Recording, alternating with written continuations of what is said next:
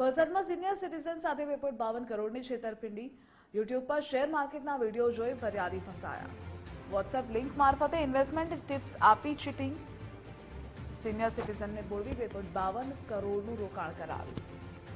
એકાઉન્ટમાંથી 29 લાખ બચાવાયા, પરત આપવાની કાર્યવાહી. સંદીપ, વિક્રાંત અને શ્રીકાંતના એકાઉન્ટમાં રૂપિયા ટ્રાન્સફર. ત્રણેય આરોપી મહારાષ્ટ્રના થાણેના રહેવાસી છે.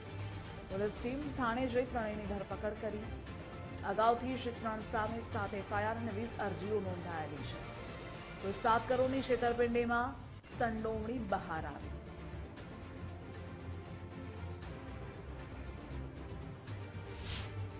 વલસાડ ખાતે થયેલું છે. તેમાં પણ સિનિયર સિટીઝન છે, તો એમની સાથે આ ઇન્વેસ્ટમેન્ટ ફ્રોડ થયેલું છે. તેમાં મુખ્ય વસ્તુ એ થયું છે કે યુટ્યુબ પરના જે સિટીઝન છે જે વિડીયો જોતા હતા એ દરમિયાન એમને જે એક પ્રકારે કઈ રીતે શેર બજારમાં રોકાણ કરવું એ બધી માહિતી આવતી હતી અને એના આધારે એ લોકોએ તે વિડીયો વધારે જોવાનું શરૂ કર્યું અને તેમાંથી તેમને વોટ્સએપની લિંક્સ મળી કે આ લિંક પરથી ડાયવર્ટ થયા અને ત્યાં લિંક પર ગયા. તેમાંથી એ કોઈ એક માણસનો કોન્ટેક્ટ થયો અને તેમને કીધું કે આ પ્રકારે ઇન્વેસ્ટમેન્ટ કરો તો તમને વધારે પૈસા મળશે અને એ રીતે આ જ રીતે જે વોટ્સએપનું જે એમઓ છે કે એક ગ્રુપમાં એડ કરવામાં આવે છે, તેમાં ઘણા બધા ફ્રોડસ્ટર હોય છે, તે આપલે કરતા હોય છે, કમ્યુનિકેશન કરતા હોય છે અને આ રીતે અમને ભોળવીને અલ્ટિમેટલી 2 કરોડ અને 52 લાખનું ઇન્વેસ્ટમેન્ટ કરવામાં આવ્યું. અને આમાં પણ જેટલું આજે ઇન્વેસ્ટમેન્ટ કરવામાં આવ્યું પછી ત્યારબાદ તે લોકો સાથે ફ્રોડ થઈ ગયું. તેમણે ટાઈમલી થોડા સમય પછી એમને 1930 પર કોલ કર્યો. જેવો તેમણે કોલ કર્યો એ સાથે તેમના એકાઉન્ટમાંથી જેટલું ફ્રોડ થયું તેમાંથી 29 લાખ રૂપિયા તો બચાવી લેવામાં આવ્યા, તે તેમને પરત મળશે.